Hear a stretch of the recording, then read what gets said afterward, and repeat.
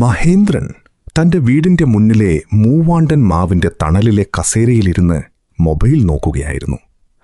59 വയസ്സുകാരനായ അയാളുടെ ഭാര്യ മരിച്ച് 2 വർഷം കഴിഞ്ഞിരിക്കുന്നു.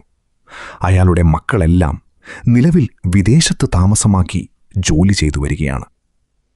ഒറ്റപ്പെട്ട ജീവിത സാഹചര്യവുമായി മല്ലടിച്ച് ദിനങ്ങൾ തള്ളി നീക്കുന്ന അയാളുടെ ഏക ആശ്വാസം 10 വർഷങ്ങൾക്ക് മുൻപായി തുടങ്ങിയ ഫേസ്ബുക്കാണ്. അങ്ങനെയിരിക്കെ ഒരു ദിവസം ഫേസ്ബുക്കിൽ വെറുതെ പരതി സമയം കളയവേ അവിചാരിതമായി ഒരു ഫ്രണ്ട്സ് റിക്വസ്റ്റ് അയാളുടെ ശ്രദ്ധയിൽപ്പെട്ടു. ലക്ഷ്മി നായർ. അയാൾ ആ സ്ത്രീയുടെ പ്രൊഫൈൽ പരിശോധിച്ചു. 35 വയസ്സ്, എറണാകുളം ജില്ല. അയാൾ അവളുടെ ഫോട്ടോ വച്ച് തൻ്റെ ഓർമ്മയിൽ പരതി നോക്കി. തൻ്റെ നാളിതുവരെയുള്ള ജീവിതവീഥിയിലെ പരിചയമുള്ള ഒരു മുഖങ്ങളുമായി അതിന് സാമ്യമുള്ളതായി അയാൾക്ക് തോന്നിയില്ല. വളരെ മോഡേൺ വേഷത്തിൽ പല ചിത്രങ്ങളും അവളുടെ ഫോട്ടോ ഗാലറിയിൽ അയാൾ കണ്ടു. ആ ചിത്രങ്ങൾ കണ്ടാൽ ഏതൊരു പുരുഷനും ഒന്നുകൂടി കാണാൻ ആഗ്രഹിക്കുമെന്ന് അയാൾ ഓർത്തു. പരിചയമില്ലാത്ത ആരെയും തന്റെ ഫേസ്ബുക്കിലേക്ക് ചേർക്കാത്ത അയാൾ ആ റിക്വസ്റ്റിന് പ്രാധാന്യം നൽകാതെ അപ്പോൾ തന്നെ നിരസിച്ചു. പിറ്റേ ദിവസവും ആ റിക്വസ്റ്റ് പിന്തുടർന്നെത്തിയപ്പോൾ അയാൾ ആ പ്രൊഫൈൽ വീണ്ടും പരിശോധിച്ചു. അവൾ തന്നെ ഫോളോ ചെയ്തിരിക്കുന്നു. ആ 35 വയസ്സുകാരി തന്നെ പിന്തുടർന്നെത്തിയതിന്റെ രസതന്ത്രം അയാൾക്ക് മനസ്സിലാകുന്നുണ്ടായിരുന്നില്ല. നിർജീവമായി കിടന്ന അയാളുടെ മെസഞ്ചർ നോട്ടിഫിക്കേഷനിൽ മെസ്സേജിന്റെ തിളക്കം അപ്പോഴാണ് ശ്രദ്ധയിൽപ്പെട്ടത്. കൗതുകത്തോടെ അയാൾ ആ മെസ്സേജിനുള്ളിലേക്ക് പ്രവേശിച്ചു. സാറിന്റെ ഒറ്റപ്പെടൽ, അതിന്റെ വേദന, ഒറ്റപ്പെടൽ എന്തെന്നറിയുന്ന എനിക്കേ അറിയാനാവൂ. അതായിരുന്നു മെസ്സേജ്. അയാൾ അതിന് അനേകം ഉത്തരങ്ങൾ ഒറ്റയടിക്ക് കിട്ടാവുന്ന രീതിയിൽ കുട്ടി ആരാണ്, എന്താണ് കുട്ടിയുടെ ഉദ്ദേശ്യം, ചോദ്യം മറുപടിയായി ഉന്നയിച്ചു. അതിന്റെ മറുപടി ഉടനെ തന്നെ വന്നു. അച്ഛനും അമ്മയും ജീവിതവും എല്ലാം ഒരാക്സിഡന്റിൽ നഷ്ടപ്പെട്ടു പോയ ലക്ഷ്മി എന്ന അനാഥയാണ് ഞാൻ. എല്ലാവരും ഉണ്ടായിട്ടും വർഷങ്ങളായിട്ട് അനാഥത്വത്തിന്റെ ഭാണ്ഡം പേറുന്ന അയാളുടെ മനസ്സിന്റെ കോണിൽ ചെറിയ മാറ്റമുണ്ടാക്കാൻ പര്യാപ്തമായിരുന്നു ആ ഉത്തരം. ഇന്നവർ രണ്ടുപേരും അടുത്ത സുഹൃത്തുക്കളാണ്. ഈ രാജ്യത്തിന്റെ 2 കോണിലിരുന്നുകൊണ്ട് നേരിൽ കാണാതെയും രൂപപ്പെട്ട അഭൂതപൂർവമായ ഐക്യസൗഹൃദം. അയാളുടെ 3 നേരങ്ങൾ അവളുടെ കരുതലും അന്വേഷണങ്ങളും കൊണ്ട് നിറഞ്ഞു. വെറും നേരം പോക്കിനായി 59കാരനും 35കാരിയും തമ്മിൽ തുടങ്ങിയ സൗഹൃദം ഇപ്പോൾ എന്തും തുറന്നു പറയുന്ന അവസ്ഥയിലേക്ക് കേവലം 5 ദിവസം കൊണ്ട് രൂപപ്പെട്ടിരിക്കുന്നു. ഇപ്പോൾ മഹേന്ദ്രന് ഒറ്റപ്പെടലിന്റെ വേദന ഇല്ലാതായിരിക്കുന്നു. ഫോണിൽ മക്കൾ തന്നെ അച്ഛന്റെ ശബ്ദത്തിലെ സന്തോഷത്തിന്റെ കാരണം ചോദിച്ചിരിക്കുന്നു.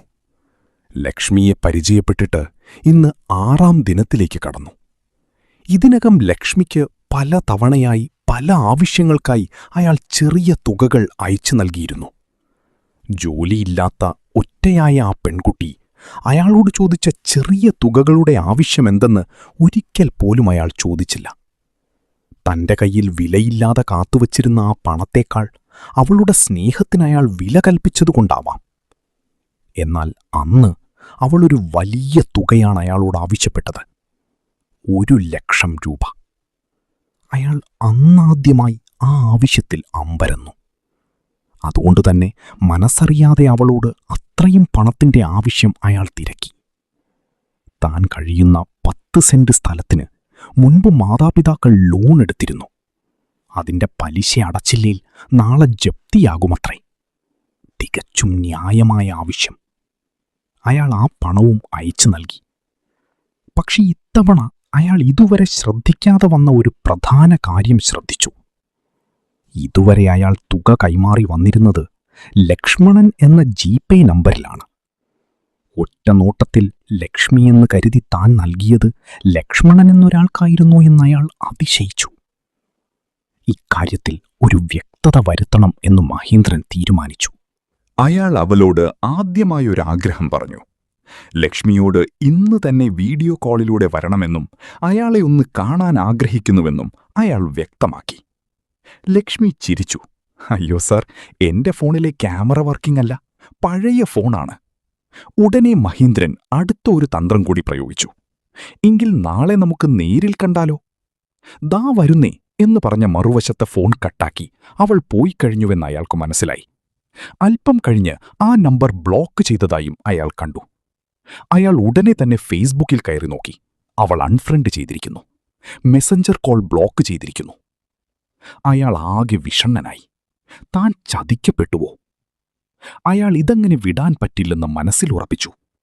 ഒറ്റപ്പെട്ടുപോയ തന്നെ ഇவ்விധം ആരും വഞ്ചിച്ചു മണ്ടനാക്കുന്നത് അയാൾക്ക് സഹിക്കാനായില്ല. അയാൾ കുറേയധികം ആലോചിച്ചു. അവസാനം തന്റെ ഒരു സുഹൃത്തിന്റെ മകന്റെ സഹായം തേടാൻ തീരുമാനിച്ചു. അങ്ങനെ അയാൾ സൈബർ സെല്ലിലെത്തി. കുറഞ്ഞ സമയം കൊണ്ട് അവർ ആ നമ്പറിന്റെ ലൊക്കേഷനും ആളുടെ അഡ്രസ്സും കണ്ടുപിടിച്ചു.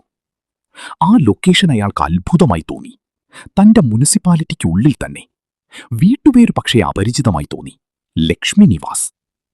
മഹേന്ദ്രൻ വീട്ടിലേക്കു മടങ്ങി. വീടടുക്കാറായപ്പോൾ അയാൾ തന്റെ ഇരുവശത്തെയും വീടുകളുടെ പേര് നോക്കി. ഒടുവിൽ അയാൾ ആ വീട് കണ്ടെത്തി. തന്റെ വീടിന്റെ ഒരു വീടപ്പുറത്തുള്ള പഴയ ഒരു വീട്. അവിടെ അയാൾ കയറി ചെന്നു. വർഷങ്ങളായി പെയിന്റടിക്കാത്ത ചെളി പിടിച്ച ഒരു വീട്.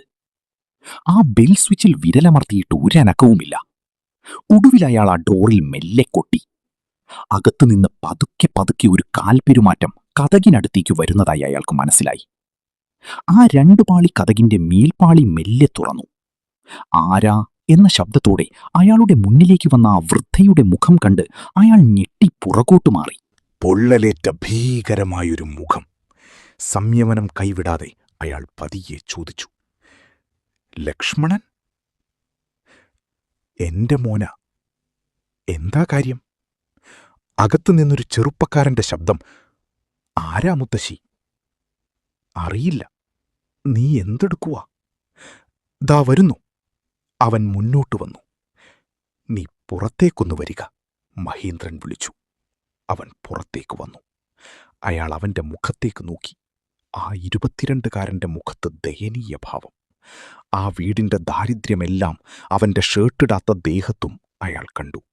പക്ഷേ വഞ്ചനയുടെ വേദന നീറിയ അയാളുടെ കണ്ണിൽ കോപം ഇരച്ചു കയറി. വലത് കൈവീശി ഒറ്റ അടി അവന്റെ കരണത്തയാൾ കൊടുത്തു. എന്നെ വഞ്ചിച്ച് നേടിയ 1,00,000 രൂപ എവിടെയെന്ന് ചോദിച്ചു. അവൻ തന്റെ നിരപരാധിത്വത്തെ ആണയിട്ട്, അറിയില്ല സാർ, മനസ്സിലായില്ല എന്ന് വിലപിച്ചു. കുറ്റം സമ്മതിക്കാതെ നിന്ന അവനോട് അയാൾ അലറി, നിന്റെ ഫോൺ എവിടെ? അവൻ ഓടിച്ചെന്ന് അതെടുത്തുകൊണ്ടുവന്നു. ഇങ്ങുതാ, അതിന്റെ ലോക്ക് അഴിച്ചേ. അവന്റെ ഫോണിലെ സിം നമ്പറുകൾ അയാൾ നോക്കി. അല്ല. അയാൾ അമ്പരന്നു. അയാൾ അവനോട് തന്റെ നമ്പർ ഡയൽ ചെയ്യാൻ ആവശ്യപ്പെട്ടു. കോൾ വന്നു. പക്ഷെ കോളർ ഐഡിയിൽ ലക്ഷ്മണൻ തന്നെ. പക്ഷെ നമ്പർ അതല്ല. അയാൾക്കൊരു കാര്യം മനസ്സിലായി. 2 പേരെയും ആരോ കബളിപ്പിച്ചിരിക്കുന്നു. അവനൊരു സോറി പറഞ്ഞ് അവന്റെ കവിളിൽ തട്ടി അയാൾ പറഞ്ഞു, നിന്റെ പേരുള്ള ആരോ ഒരാൾ ഫേസ്ബുക്കിലൂടെ എന്നെ പറ്റിച്ച് 1,00,000 രൂപ കവർന്നിരിക്കുന്നു. നിന്റെ മേൽവിലാസത്തിൽ സിം എടുത്ത് ഈ നാട്ടിൽ ആരോ ഡിജിറ്റൽ തട്ടിപ്പ് നടത്തുന്നു. സൈബർ സെല്ലിൽ പരാതി കൊടുക്കുക, ഇല്ലേൽ നിന്നെ അവർ പിടിക്കും. കൊടുക്കാം സാർ എന്ന് പറഞ്ഞ് അവൻ അകത്തേക്ക് പോയി. അവന്റെ ഫോണിലൊരു മെസ്സേജ് വന്ന ശബ്ദം. അവൻ ആ മെസ്സേജ് വായിച്ചു. Payment of ₹1 lakh has been credited to your account number